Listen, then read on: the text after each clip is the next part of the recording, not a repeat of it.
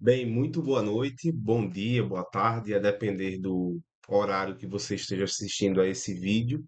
Eu me chamo Paulo Ricardo, sou o criador do canal Ler é o Máximo e vim aqui hoje conversar com vocês sobre as minhas leituras do mês de março. Vejam só, hoje é dia 11 de abril, mas foi o tempinho que nós conseguimos, né, em meio a essa correria, para falar um pouquinho das leituras de março e colocar o canal também para dialogar com vocês novamente, uma vez que já faz alguns meses que a gente não publica vídeos, né? Devido a muitos fatores, mas principalmente a essa rotina puxada, corrida que todos nós temos. Bem, meus caros, pessoal, eu considero que tive um mês de leituras positivo em março. Foi um mês de leituras um pouco de clássicos, um pouco de contemporâneos e uma leitura que está na moda. Vamos apresentar aqui um por um aqueles livros que eu li, que eu gostei realmente dos três que vou apresentar aqui. Acho que foram leituras muito valiosas, muito proveitosas em vários sentidos, cada um com a sua linguagem, com as suas características particulares. Mas o primeiro, que foi, digamos, o maior calhamaço desse mês, foi o livro Moby Dick, que eu me arrastei por alguns dias a mais, né? Acho que foi pouco mais de 2 meses até essa leitura, que me custou. Um livro um pouco maior, não é? Em termos de páginas, mas um livro maravilhoso, um livro altamente envolvente, um clássico da literatura universal, que foi publicado lá no século XIX, numa época de crescimento econômico vertiginoso dos Estados Unidos da América. E nós temos nesse clássico personagens muito cativantes. A princípio, quem narra, o narrador é Ismael. Então ele embarca no navio, um caça-baleias, num navio baleeiro da época, cujo capitão é o Ahab. O Ahab ele tem uma característica muito particular no livro, que é a sua monomania. Ele é fissurado, possui o objetivo principal e ele imputa esse objetivo ao navio e aos tripulantes também de perseguir um cachalote, uma baleia gigante que, em dada situação, arrancou-lhe a perna, uma das pernas. Então ele possui uma perna de marfim e uma perna, ok, uma perna normal. Porém, esse livro ele vai dialogar com muitas questões históricas, filosóficas, políticas que os Estados Unidos viveram e deixaram de legado para o mundo. Por exemplo, a questão do progresso, a questão do capitalismo voraz. O navio, precisamente, ele tem essa característica, ele ruma ao seu objetivo de uma forma muitas vezes inescrupulosa. Então, ele vai perseguindo, digamos, de uma forma alucinada o objetivo que é caçar o cachalote. Mas, além disso, dessas questões sociais, dessas questões políticas humanas de um modo geral, você também tem um respeito, uma reverência na escrita do Herman Melville pela própria baleia, pela figura da baleia. Então, certos trechos do livro mostram uma aula de biologia mesmo, para entendermos o que são baleias, o que é que elas fazem, quais são as variedades de espécies. Eu achei isso fascinante, porque confesso que eu sou leigo na área de biologia e, enfim, essa orientação, essa aula mesmo da questão da espécie baleia, me chamou a atenção, foi muito positivo e me fez entrar realmente naquele cenário, naquele cenário de mar aberto, de vida marinha que percorre o livro como um todo, né? Então, um livro que realmente tem um legado incrível, foi replicado diversas vezes aí no cinema, até na música, né? Então, realmente gostei desse livro, apesar de algumas partes, como todos os calhamaços, ser muito minucioso em seus detalhes. Então, muitas vezes a história se amarra, a história fica um pouco mais cadenciada, e não anda tanto. Não é um livro que em muitas partes ele vai ser rápido, vai se passar de forma rápida. O que faz parte também da nossa percepção de leitura, mesmo de vida, hein, eu acredito. A gente muitas vezes tá se desacostumando a pensar de forma lenta, né? Então as informações, as comunicações estão se dando cada vez mais na velocidade da luz e a gente tem perdido o hábito de ser paciente. Eu acho que isso também impacta na minha percepção desse trecho que eu sou mais crítico, Dessa questão do livro se desenrolar em várias partes das suas quase 700 páginas de forma lenta. Então, acredito que seja também um pouco dos nossos dias, né? Então, mas esse livro ele é um livro que eu recomendo. Existem, claro, versões adaptadas, mas eu considero que a gente deve prezar também pelo original. A gente deve ser capaz de buscar a literatura integral mesmo desse livro, né? Então, Moby Dick de Herman Melville foi realmente um livro que eu posso dizer que foi nota máxima e mais um clássico para engrandecer, né, o repertório, o conhecimento de mundo que cada um de nós pode construir. Eu acho que esse livro da literatura universal a gente tem que conhecer realmente, dentre tantos outros, mas em especial esse é um clássico da literatura dos Estados Unidos, tá joia? Bem, o segundo livro é um livro mais curtinho, eu li até no Kindle, é um livro de quase 200 páginas, mais ou menos, acho que até um pouco menos, chama-se Oração para Desaparecer, da escritora Socorro Acioli, que é nordestina, inclusive, se a memória não me falha, cearense. A Socorro Acioli é uma autora da literatura contemporânea aqui do Brasil, e tem outro livro também que dela que está em grande divulgação, que é A Cabeça do Santo. Espero conhecê-lo em breve, né? Mas é uma escritora que trabalha muito bem elementos, inclusive coloca elementos fantásticos nesse livro aqui precisamente. Então ela mistura Brasil, Portugal, África, dialoga com o nosso, com aquilo que formou o nosso caldo cultural mesmo, nós aqui no Brasil. Então, tem muitos elementos de Portugal no livro, a começar por dizer que a personagem principal, ela, ela ressurge em Portugal. Ela, em tese, desaparece no Brasil, mas ela ressurge em Portugal e vai conhecer uma família, vai entrar na rotina dessa família e vai construir toda a sua história em Portugal. E depois, eu não vou dar spoiler aqui, porque eu acho que vocês devem conhecer, e eu não vou estragar aqui a graça de vocês conhecerem a história. A grande charada é essa conjuntura, né? De mistura cultural. Então, eu acho que essa pegada do livro foi maravilhosa. Eu considero que realmente nosso país é riquíssimo em termos culturais, antropológicos, sociológicos, porque a gente teve uma formação histórica muito peculiar. Então, ela coloca elementos também indígenas nesses enredos que ela cria, personagens muito bem construídos também, que eu acho até que dava até para ela aprofundar mais. Mas o livro ele ficou muito bom na minha visão. Um livro, apesar de curto, um livro que traz reflexões profundas e traz também sua base em fatos reais, inclusive pelo soterramento de uma igreja no Ceará no século XX, né?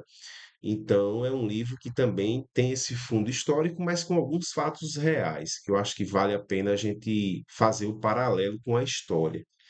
Então, pessoal, esse livro que você lê talvez no final de semana, a depender da sua disponibilidade, do seu tempo, é um livro que realmente traz uma história bastante envolvente. Você não consegue parar de ler, se você tiver tempo, você não consegue parar de ler esse livro, e é um livro que passa muito rapidamente. História muito rápida, diferentemente do Moby Dick em alguns trechos, né? Então, tem essa diferença realmente da forma de estruturar o livro. Então, um livro curto, mas que traz esse viés histórico-cultural, sociológico do Brasil, juntamente com o de Portugal. Então, achei maravilhosa essa conexão. Sou suspeito para falar porque gosto muito da cultura portuguesa, gosto muito das coisas de Portugal. Embora devamos reconhecer que nem tudo que Portugal fez, aliás, muita coisa que Portugal fez aqui foi negativa, certo? Historicamente, a gente tem todos os legados negativos também que Portugal deixou. Para além dos negativos, também há o positivo, né? Então, a língua portuguesa é uma língua que nos define muito bem, é uma língua que eu considero das mais lindas do mundo, e não sou apenas eu que digo isso, tem muita gente que estuda a língua de forma mais aprofundada, que é professor de literatura, enfim, que trabalha a língua portuguesa, traz essa reflexão. Uma das línguas mais românticas, mais poéticas, mais sonoras, né? Mais agradáveis aos ouvidos do mundo, a língua portuguesa. Tá joia, pessoal? Bem, para finalizar a questão das nossas leituras aqui de março, eu vou fechar com esse, que foi um livro que fui muito motivado a ler, como todos nós brasileiros, pela questão do Oscar, que a Fernanda Torres ganhou, perdão, a Fernanda Torres ganhou o Globo de Ouro, né? Que o filme ganhou como o melhor filme estrangeiro. Então, Ainda Estou Aqui, escrito pelo Marcelo Rubens Paiva. Esse livro, ele trata de toda a história familiar do próprio escritor Marcelo Rubens Paiva, que é filho do deputado Rubens Paiva, que durante o período da ditadura civil-militar no Brasil, que durou de 64 a 1985, foi sequestrado e morto pelo regime. Então é uma história muito, muito interessante, muito forte, muito triste em várias partes, mas que envolve todos os elementos humanos, políticos que cercavam aquela época.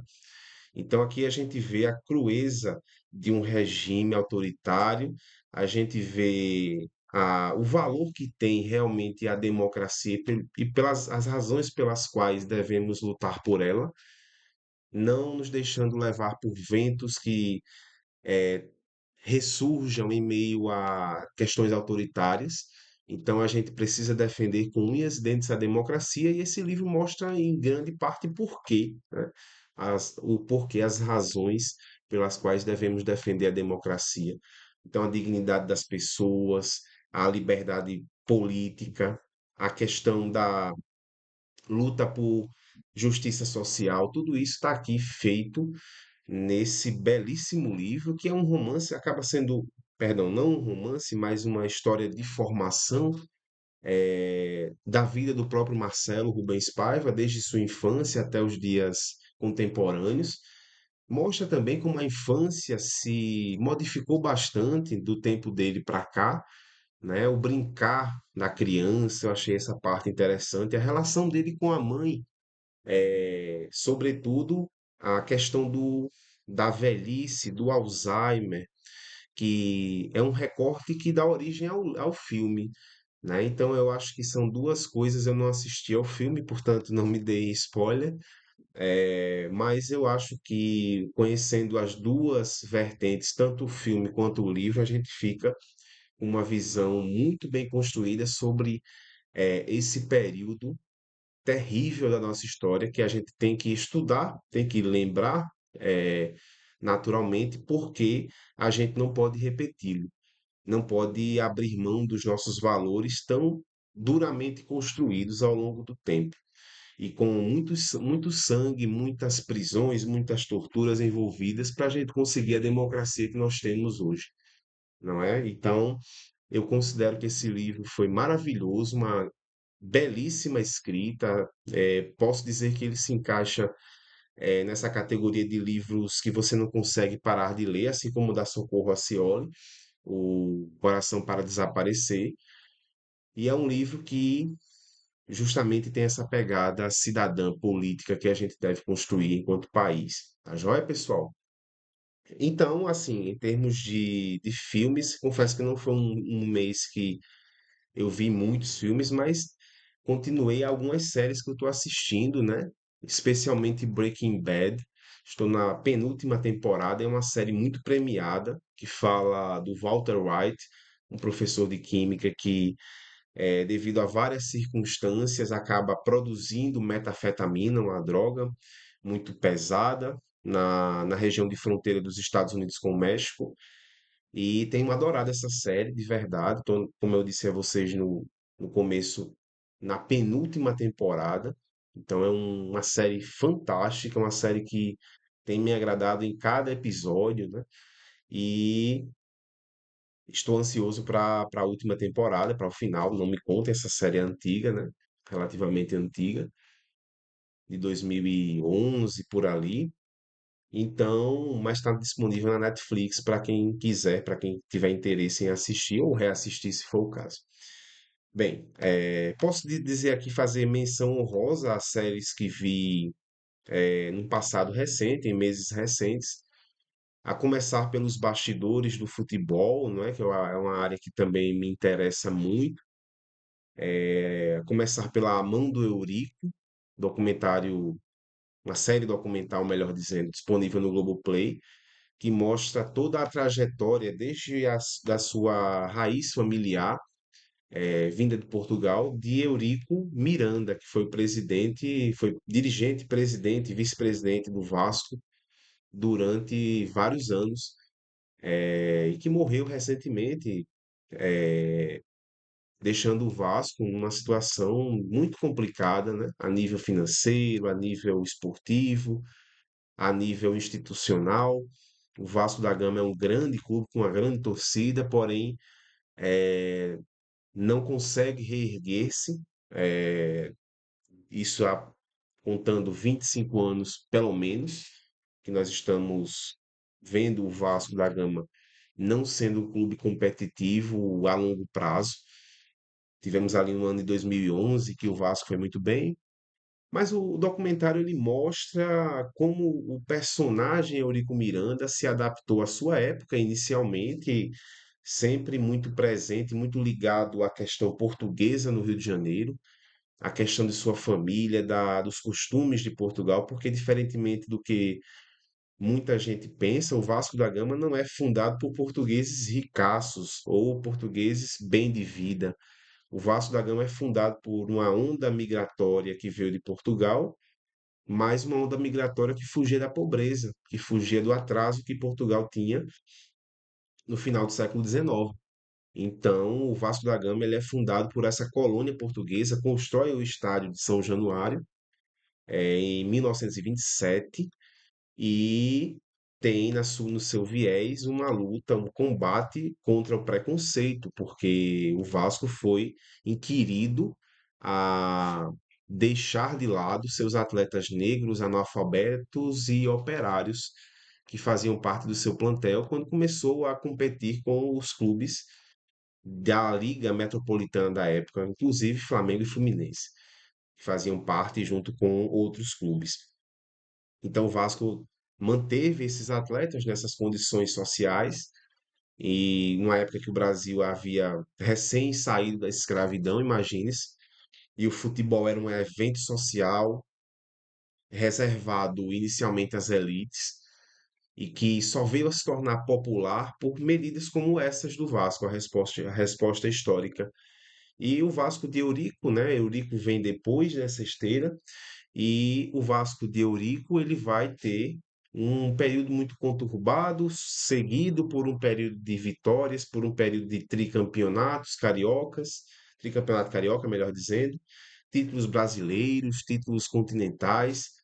Mas o Vasco, depois dessa época muito gloriosa, entra num ocaso terrível e acaba agonizando durante muitos anos, cai 3 vezes para a segunda divisão durante a era Eurico Miranda e não conseguiu, pelo menos até hoje, voltar a ser o clube forte e pujante que era no começo dos anos 2000, ou pelo menos até 2000, certo? E Nessa questão do futebol também o Doutor Castor, que a meu ver é também um documentário preciosíssimo que a Globoplay fez sobre Castor de Andrade, o famoso presidente do Bangu, e também bicheiro e também dirigente de escola de samba do Rio de Janeiro, que mostra os meandros de como se construiu essa relação entre futebol, milícias, mesmo escolas de samba, no Rio de Janeiro em dadas épocas que nós vamos ter, inclusive com impactos até hoje, certo? Então, um documentário preciosíssimo, maravilhosamente feito, um primor de trabalho jornalístico que o pessoal do Globoplay, não sou pago aqui, não é publicidade nenhuma, nenhum streaming, mas tenho que elogiar, muito bem feito, né?